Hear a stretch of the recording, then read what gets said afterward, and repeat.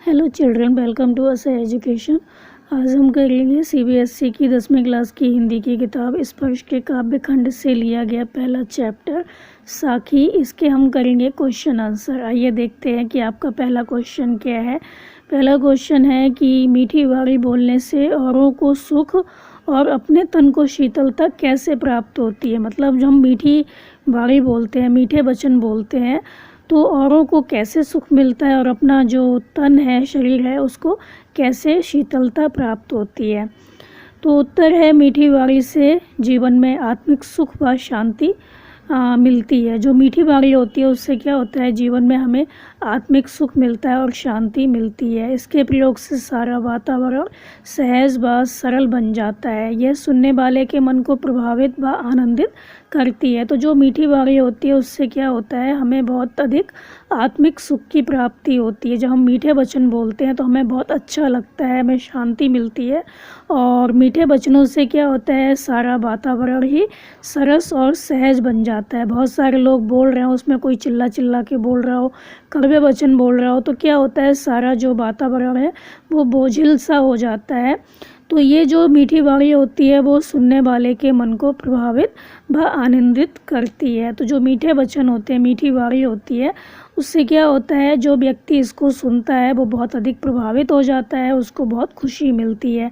तो मीठी वाणी से मन में स्थित शत्रुता, कटुता व आपसी ईर्ष्या द्वेष के भाव समाप्त हो जाते हैं। तो अगर हम किसी से मीठे वचन बोलते हैं, अगर कोई व्यक्ति हमारा शत्रु भी है तो वो मित्र बन जाता है। आपसी ईर्ष्या द्वेष के भाव हैं वो समाप्त हो जाते हैं।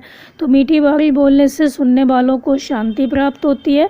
इसलिए हमें क्या करना चाहिए, हमेशा मीठी वाणी बोलनी चाहिए, क्योंकि इसको सुनकर लोग आनंद की अनुभूति प्राप्त करते हैं। लोगों को बहुत खुशी मिलती है अगर कोई अच्छा सा बोलता है आपसे। तो मीठी वाणी बोलकर हम अपने शरीर को भी शीतलता पहुंचाते हैं।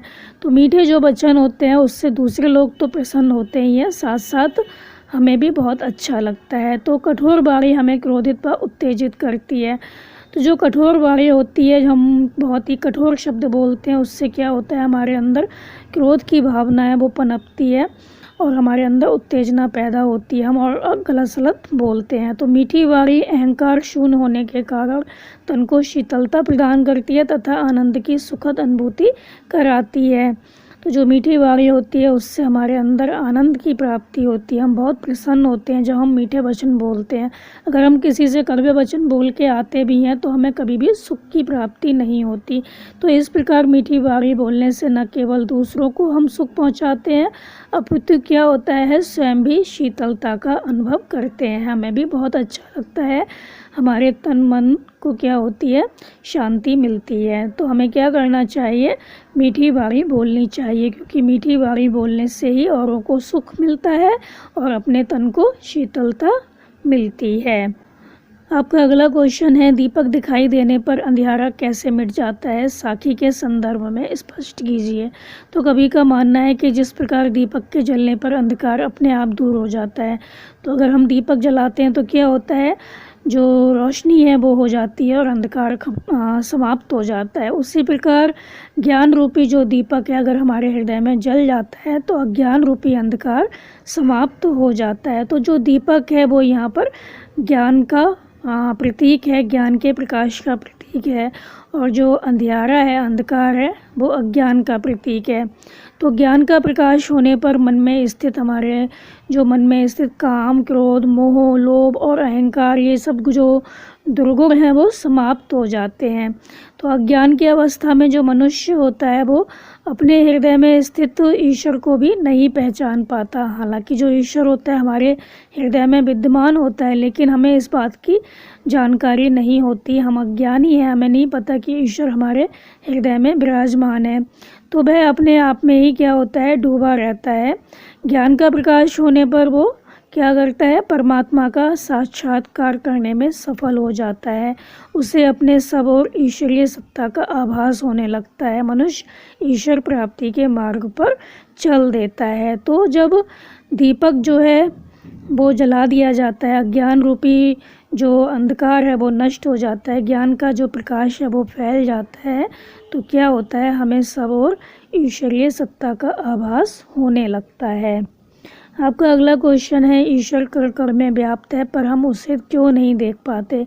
तो जो ईश्वर होता है संसार के कण कण में व्याप्त होता है, परंतु हम उसे देख नहीं पाते क्योंकि हमारा जो अस्थिर मन है वो क्या होता है, विषय वासनाओं में लिप्त रहता है।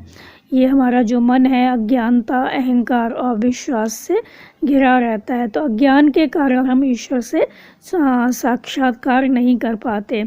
जैसे आपने देखा होगा, जो कस्तूरी नामक सुगंधित पदार्थ होता है वो जो हिरण होता है उसकी नाभि में विद्यमान होता है, लेकिन उसको इस बात का पता नहीं होता कि जो कस्तूरी है वो उसकी नाभि में है, जो सुगंध है वो वहीं से आ रही है उसकी नाभि में से। लेकिन जो सुगंध है उसको पाने के लिए वो क्या करता है, हिरण जंगल में इधर उधर भागता रहता है, उसको ढूंढता है। उसी प्रकार जो ईश्वर होता है वो हमारे हृदय में निवास करते हैं, परंतु हमें अज्ञानता के कारण ये नहीं पता होता कि जो ईश्वर है वो हमारे हृदय में विराजमान है। हम उसको मंदिरों, मस्जिदों, गिरजाघरों, गुरुद्वारों में व्यर्थ में ही खोजते फिरते हैं। तो कबीर के अनुसार कण कण में छिपे परमात्मा को पाने के लिए ज्ञान का होना नितांत आवश्यक है, अत्यंत आवश्यक है।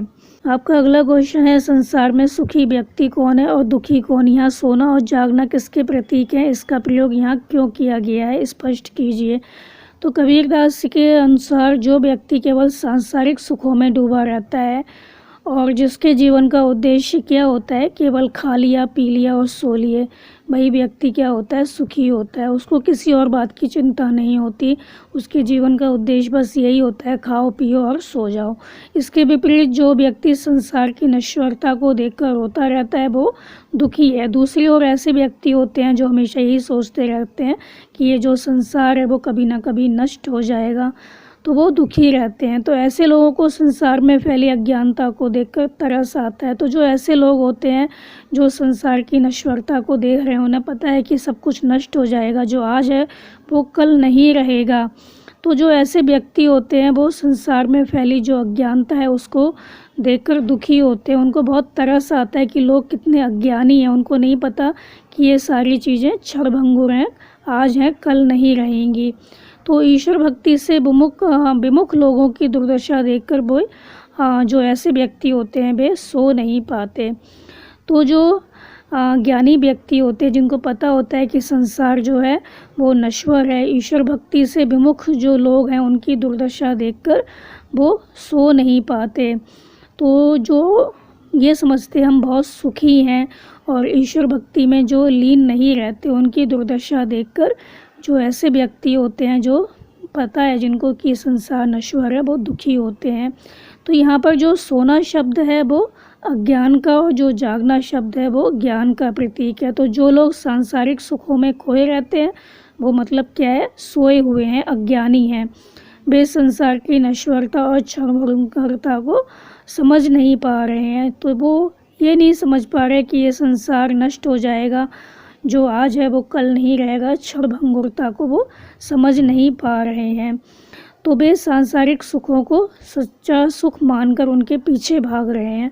तो उनको ये नहीं पता है कि ये जो सांसारिक सुख हैं आज हैं कल नहीं है, ये सब नष्ट हो जाएंगे, क्षणभंगुर हैं, जरा देर के लिए हैं। तो अज्ञानता के कारण ही वे अपना कीमती समय जो है वो बेकार में नष्ट कर रहे हैं। और दूसरी ओर जो ज्ञानी व्यक्ति हैं वो जानता है कि संसार कैसा है, नश्वर है, फिर भी मनुष्य इसमें डूबा हुआ है।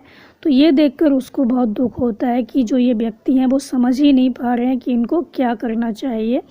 ये जो सांसारिक माया मोह है इसमें ना फंसकर इनको ईश्वर की प्राप्ति में लगना चाहिए। तो जो ऐसे व्यक्ति होते हैं वो यही चाहते हैं कि मनुष्य इन सारी चीज़ों को त्याग कर क्या करे, ईश्वर प्राप्ति की ओर अग्रसर हो, ईश्वर को पाने के लिए कुछ काम करे। तो जो ऐसे व्यक्ति होते हैं जो ज्ञानी हैं, जिनको पता है कि ये संसार नश्वर है, वो चाहते हैं कि मनुष्य सांसारिक माया मोह को त्याग कर ईश्वर प्राप्ति की ओर अग्रसर हो। अगला क्वेश्चन है, अपने स्वभाव को निर्मल रखने के लिए कबीर ने क्या उपाय सुझाया है।